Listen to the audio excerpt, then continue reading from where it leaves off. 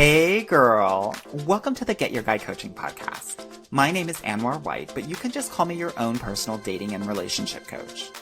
Each week, you'll hear actionable advice, tips, and strategies that you can implement in your own love life.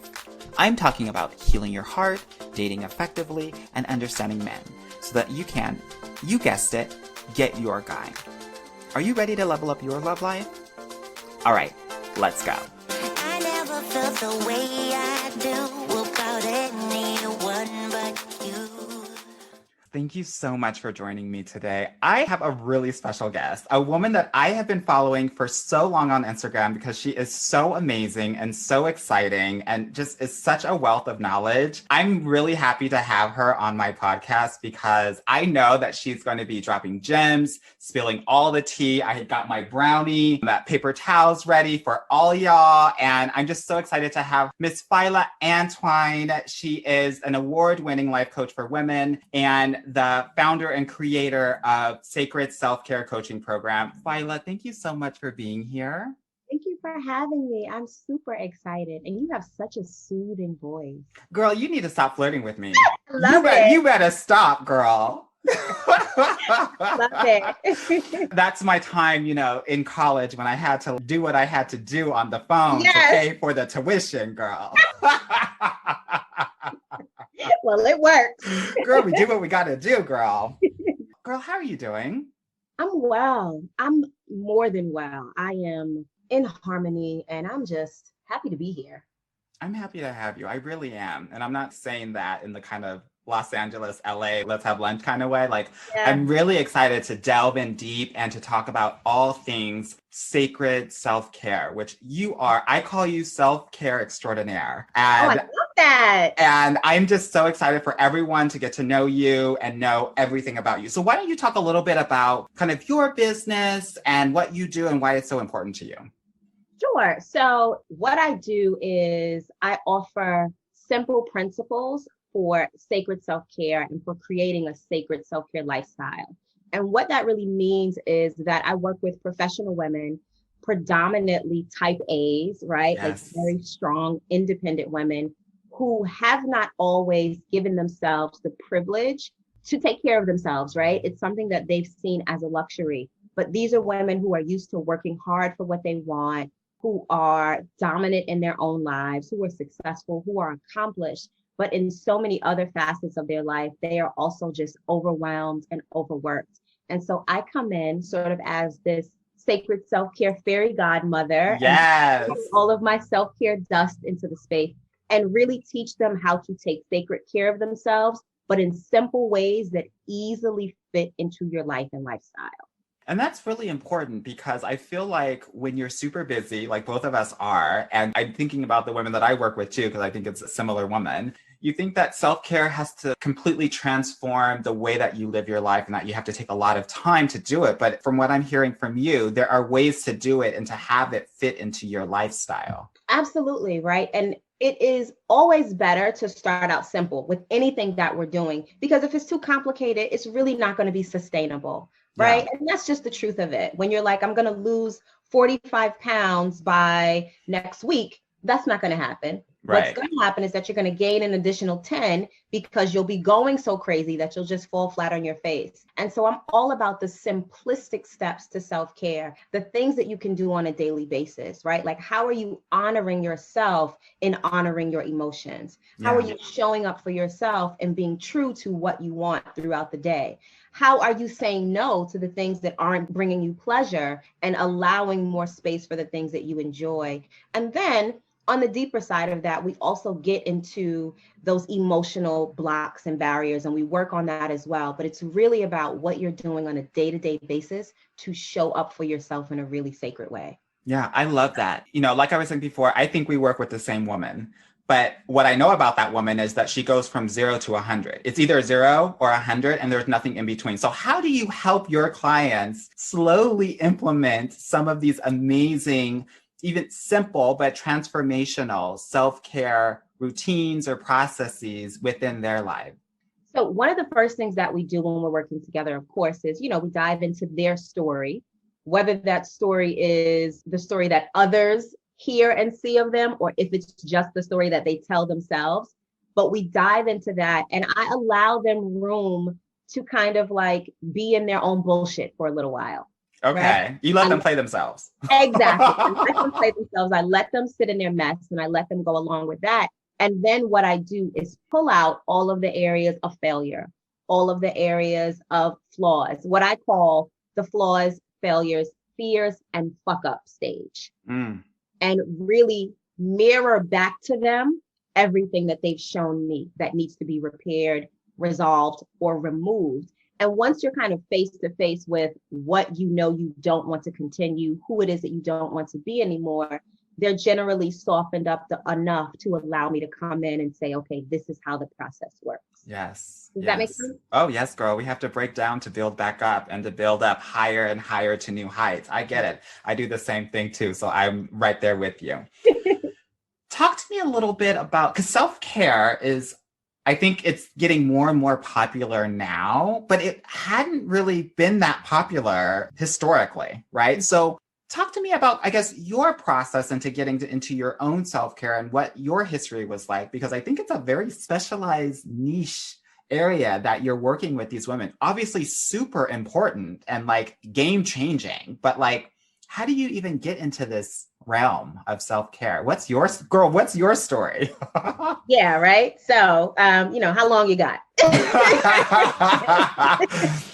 But well, girl, I gotta pick up my kids, but just tell me what you can, girl. Listen, we'll get to it. So I share often on my platforms with my clients as well, and in any space that I have to acknowledge my story and my truth is that I'm a sexual abuse survivor.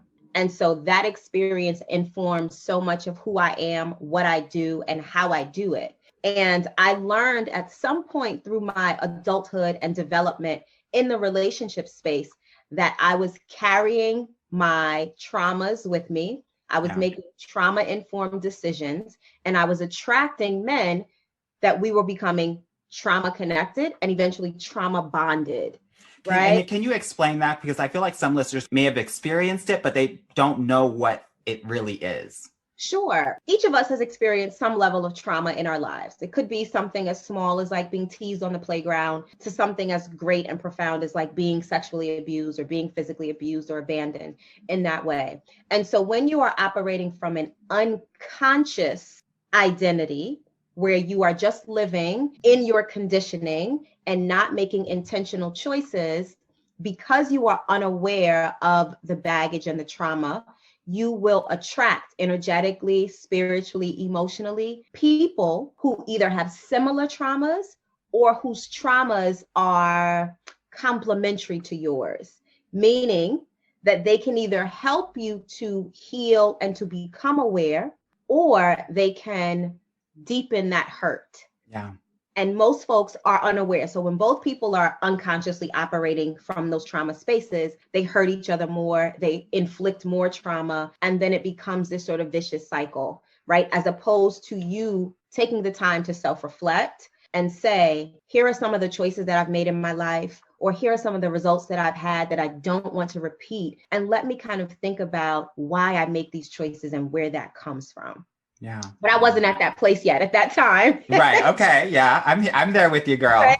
So it was a mess. And I come from a background of abuse. However, I also had a really supportive family of women who loved me and nurtured me and nourished me. And so even when I was going through this period of sexual abuse, and it's important for me to be clear and say that I was sexually abused by my biological father. And so I did not tell my mom, did not tell anyone in the family for a number of years. So going through this experience, it tormented me, right? I'm sure. And I didn't want to be the one to tear the family apart. Yeah. Even though the family should have been torn apart a long time ago. Right. True But story. As a young person, you internalize and you think that it's going to be your fault. So inside of that experience, I still had these women who were loving me, who were nurturing me, who were pouring into me. And that's what kept me going and carried me through. And so when I began to make really stupid choices in relationships. May I ask, what are those stupid choices? Because I think people Everyone's making stupid choices, but nobody wants to talk about it. And I'm sure that everybody is going to hear themselves in your stupid choices. So I had my very first boyfriend at 16, 17, high Okay. school. Amazing guy, respectful, kind, sweet, nice, loving, caring, catering, all of that. And I loved it for a time. But then it felt really boring, Yes. right? Yes. Like, Yes. and I'm a New Yorker. So it was like, why don't you take the train to go there to pick me up that candy that I like and like bring it back to me? And he would.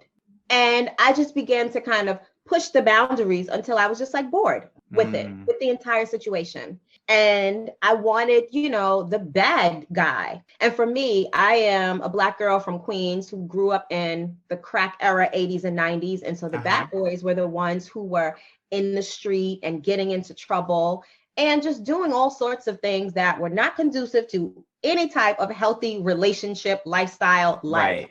Yeah. And I was attracted to that.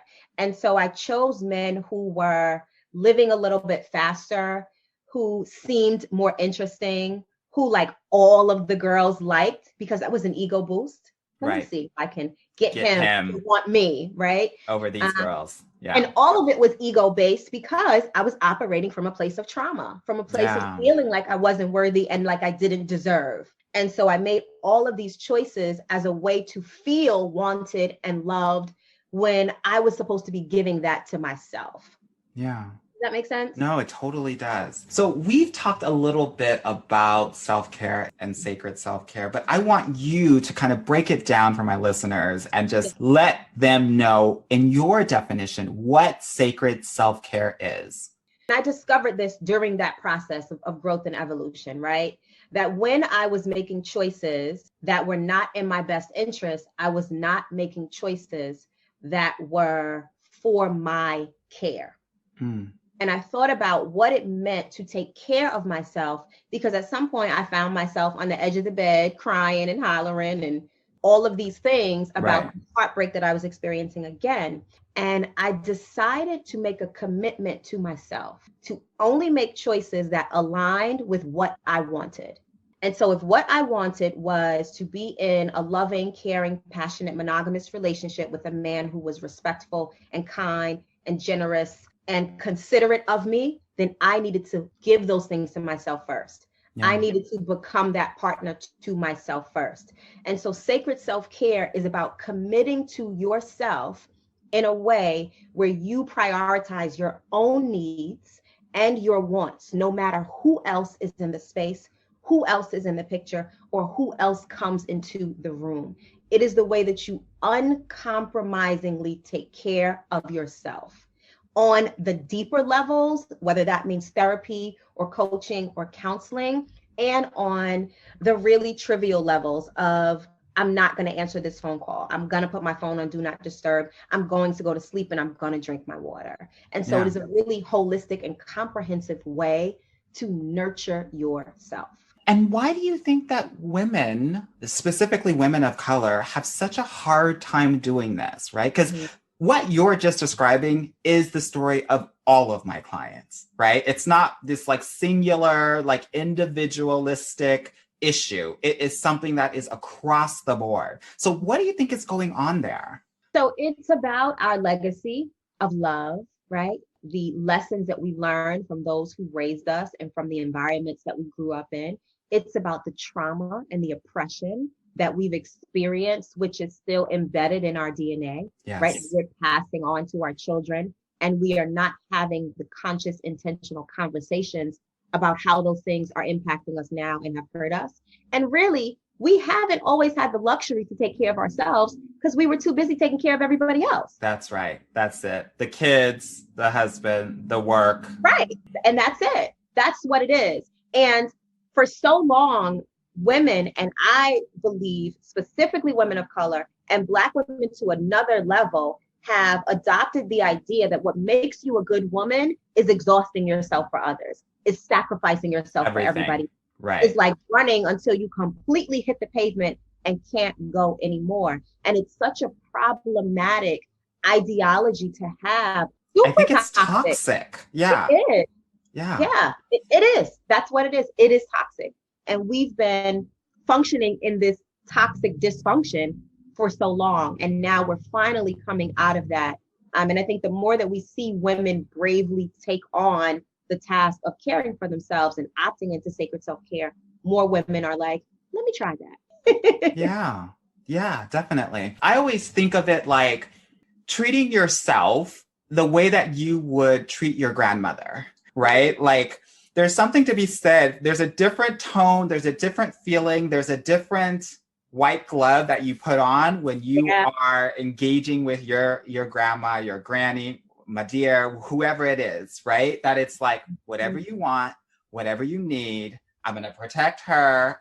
I'm going to help her go down the stairs. I'm going to go and get her some water. I'm going to make her play. I'm going to do whatever I can for her because she's just that important to me, right? And shifting that energy onto yourself, I think, can reframe it in such a different way that it's like, oh, I'm not really treating myself in the best way that I can. We have to sometimes, at least I do, let me know how you communicate it with your clients, but sometimes it's easy for people to think about people close to them and how to treat them. Because oftentimes I'll be like, okay, would you tell your best friend that? Right? And they'd always say no. Would you tell your best friend to do that? Okay, well, girl, then why are you doing it? Right?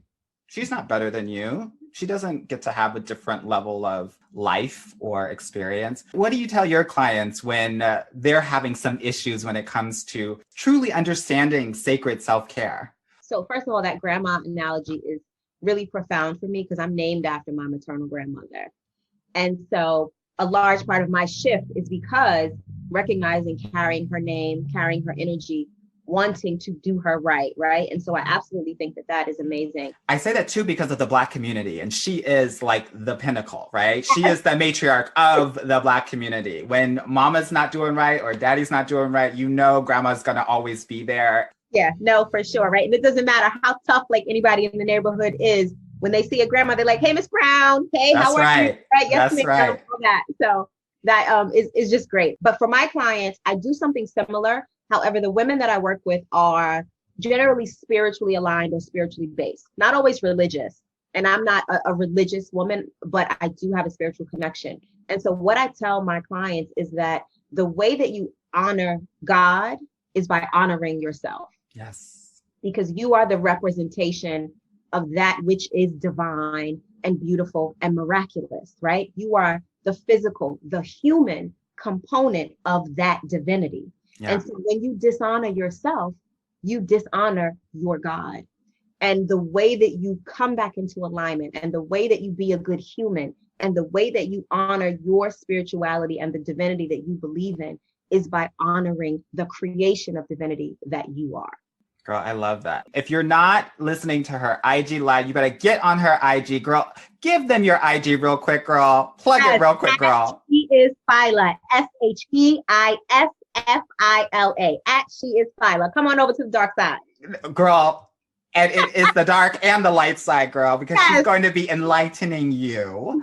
Good. So let's talk a little bit about some of the pitfalls that women can kind of run across when they're trying to implement this self-care process and why they need you so badly. So one of the things that comes up probably the quickest and the fastest is that because we're working, you and I, right, are working with results-driven women. Yes. After like the first 3 days, they're like, nothing's happening. Nothing's changed. Nothing's happening. Or they're like, I'm feeling a lot. I don't like this space. Right. Yes. And so that can really lead to self-destruction because when you are so busy and so accomplished, you're not used to just being still. You're not used to being patient and waiting, and you're not used to feeling your own emotions. Right. And that's why so many more women now than ever are dealing with like anxiety, because there's a disconnect from you and your emotional self. And your body on a cellular level is saying, hello, something is off here, right? Like we need your attention. And then we start to have all of these kind of emotions that we deem negative. And when you begin the process of sacred self-care and you just start sitting with yourself and doing the work, it really becomes a challenge for the women that you and I work with because they want results, they want them quickly, and they don't want to move through the process of feeling things in order to get to it. They want to do stuff. Yeah. Right. They want to do it. Okay, Exactly. so if I can just do these worksheets, these are going to be great, right? So I'm just Right. going to go through these worksheets. It's going to be a good job, but I'm not going to actually go through my feelings and emotions through some of this work that, as you say, the work that needs to happen. It's so important because also doing that, what you just described, is one of the ways that you can grow and create connection with men, right? And if you are so blind and numb to any of that, it's very clear why there isn't a lot of connection with men, right? Absolutely. Yeah. You're giving them male colleague energy and it's like they're going to work. Right. They want to be in a relationship so they can feel safe and just at home so they can take off the suit and just be with you, not necessarily be at work with you, discussing different topics and debating and all this project. What do you think about All that? of that. All of that. That's when we have to come in like, girl, sit down and relax, Doing right? too And much. breathe. You are just doing all You're the doing too much and then not enough at the same right. time. Too much to the left, right? And it's interesting because this winter I had a number of women clients who were either in law enforcement or doing something connected with the criminal justice system.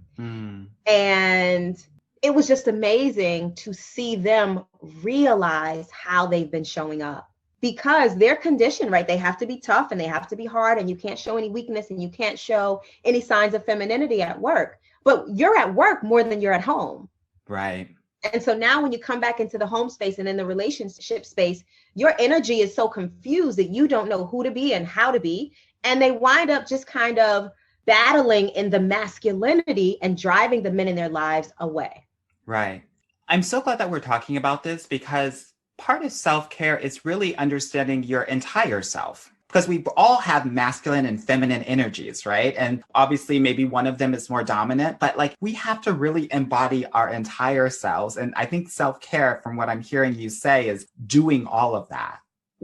Absolutely, right? And it helps in such a tremendous way for women to be able to reconnect to that divine femininity, right? Because society has not made it easy for women who are naturally feminine to be in their natural feminine states without it being because they're trying to get a man's attention, without it being because they're trying to get ahead or get over, right? Or on the flip side of that, not being able to be in that space because our capitalistic society demands that we show up and we work hard and we make the money and we do all these things.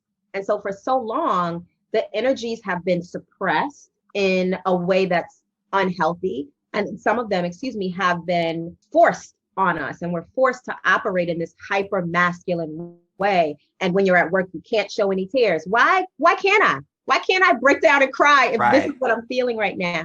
And so there's a level of shame that's been attached to being feminine. And I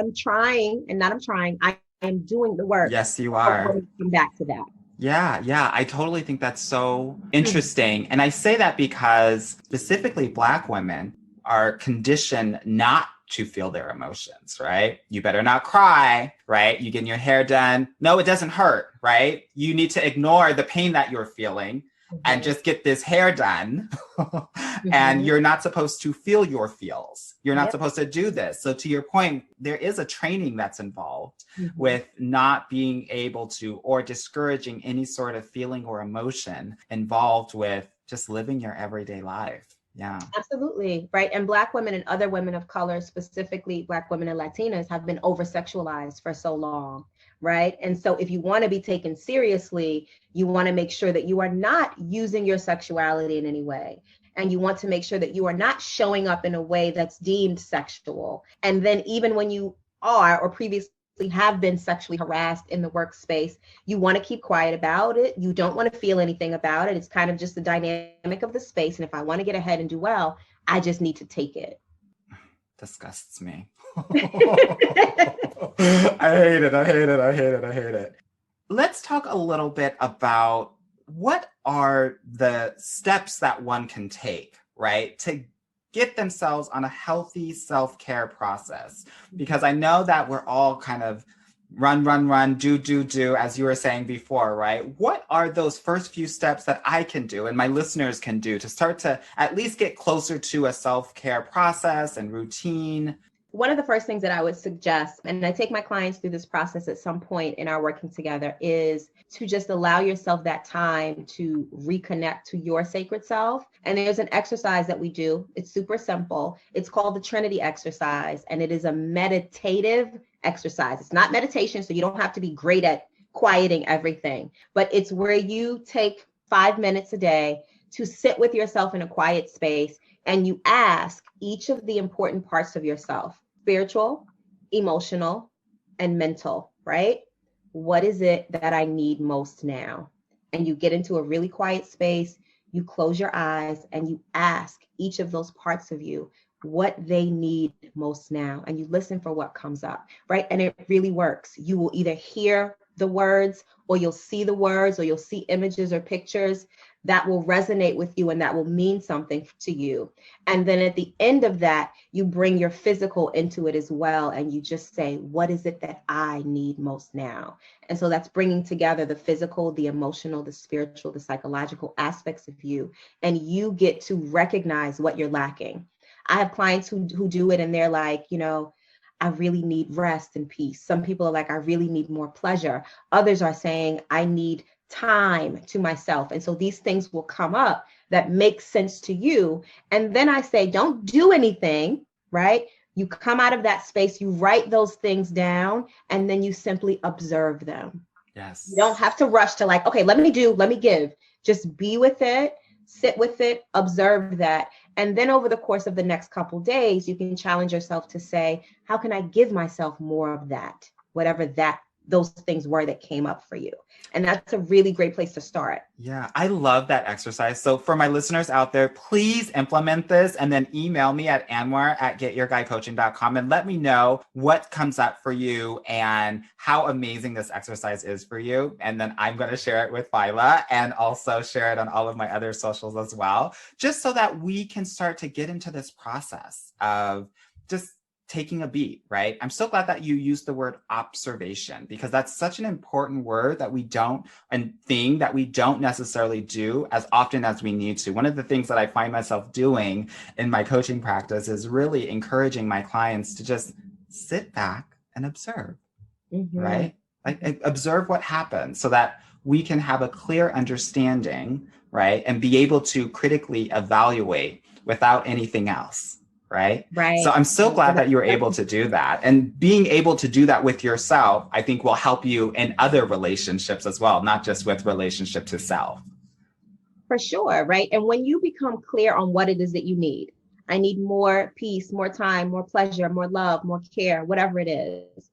And you're doing that on a consistent basis where you're connecting with yourself. When you come into contact with potential partners, you'll be able to recognize whether what you need is present in that relationship or in that connection or in that space, right? And your intuition begins to form a new relationship with you because now you're listening again.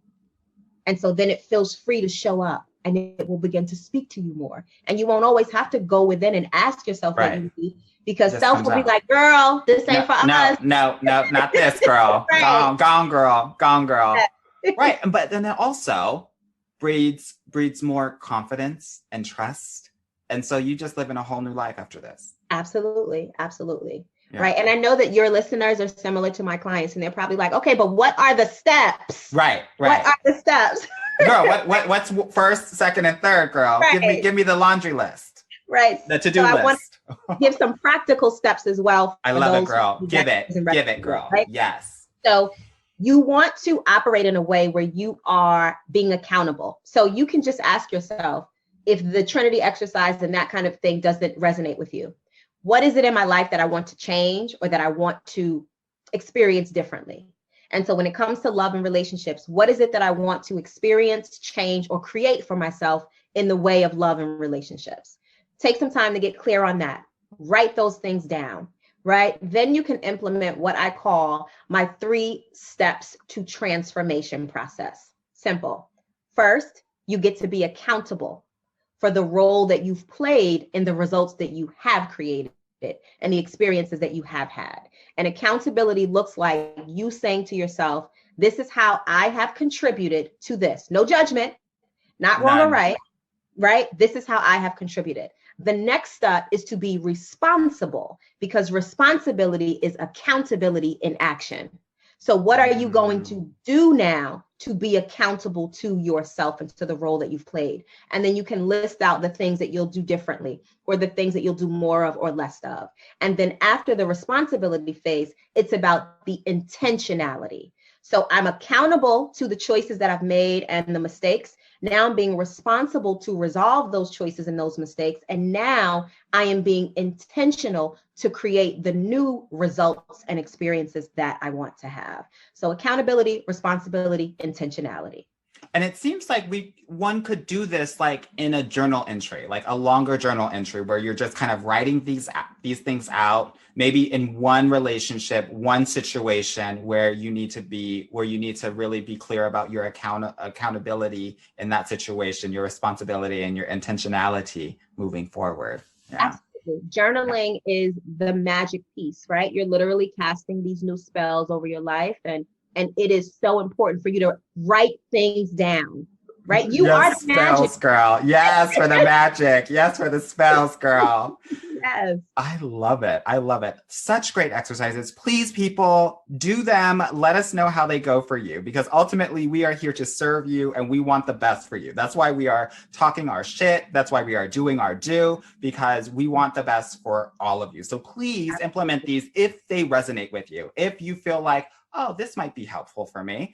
And let us know how it goes, right? Either Fila or myself. We're just interested and excited to make sure that you're getting the transformational change that I think that you really want, or you wouldn't be listening.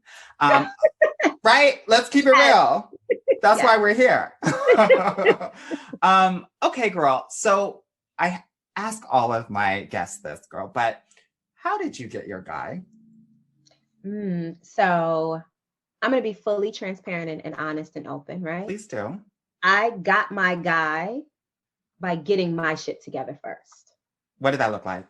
Right? Yeah. And for me, that looked like giving myself the commitment that I was out here searching for someone else to give me, and wondering why the men that I chose, they were with me, but they weren't committing to the level that I wanted them to commit to. And then I recognized, ma'am, you're not even committing to yourself. You said you're not going to call him anymore. You said you're not going to go back anymore. You said you're not getting back into his bed, but you did, and you did. So I was breaking my own commitments to myself, and I realized I need to commit to myself in a way I've never committed to myself before. And I made a promise to myself, like I said earlier, to only make choices that were moving me in the direction of what I wanted. And I had a moment where I realized, if I am able to be monogamous and honest and committed and all of these things, then universal law says there is an equal to that. Right. And so at some point I would be able to bring in and meet this man. And I will tell you the honest truth, Anwar, 7 days later, I met the man who is now my husband and I've been married to for almost 11 years. We didn't get married 7 days later, but I met him 7 days later. I was coming from a closure lunch with somebody's son who didn't deserve my time anyway. Not a closure lunch, girl. Not a closure lunch. Extra. I'm living, girl. I'm living, because that's the same shit I would have done. I'm like, no, we got to do this. Yes. Period. Okay. I'm listening. And he showed up to the closure lunch, right? Of course he did. Okay. Of course he did. Right. And so we were there. And while I'm sitting there, I realized, like, I was having an internal conversation, like, you are really playing yourself. Why are you here? And who were you that this is the man that you once chose? And in that space and over that lunch table, I had an epiphany about my own value and self-worth. And I said, you know what? I'm completely done with this. This is not what I want into my life. I uninvite this energy, this person, these experiences from my space. And I got up from that table and I said, you know what, like, have a great life. And I walked off. And 15 minutes later, my husband approached me, like literally. It took us about 3 months before we went on our first date. What were we doing in those 3 months? We were talking, we were getting to know each other. We were overcoming our egos. Girl, what does that mean, girl? Because I think we got a lot of egos up in here listening that need to overcome their egos. Yeah. So in the midst of the heartbreak, you're like, I'm going to do better. I'm going to be better. I'm going to be this Mhm. type of person. And then after a couple weeks, your heart doesn't break anymore. And the old self wants to come back. And those Mhm. old habits, right? And those old voices start to show up. And as I said before, I was overcompensating because I was coming from a place of trauma. So I carried myself in a very guarded, sort of conceited, uppity kind of way when it came Got to it. like earn Mhm. me, but not from a genuine earnest place. Right. And so my husband was used to being catered to by the women in his life. And Mm. so I was like, well, that ain't me. So you have to work harder. And we were both in those spaces of ego, like what Mhm. you got from me, as opposed to here's what I can offer you. Right. And it took us some time to do that. And even our story, like we stopped talking and I was like, I don't like him.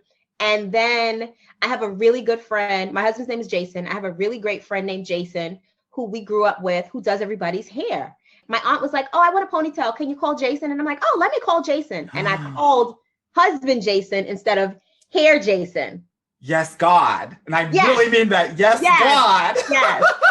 And it was like, and I'm like, oh my God, how are you? This was an accident, but I'll call you back later tonight.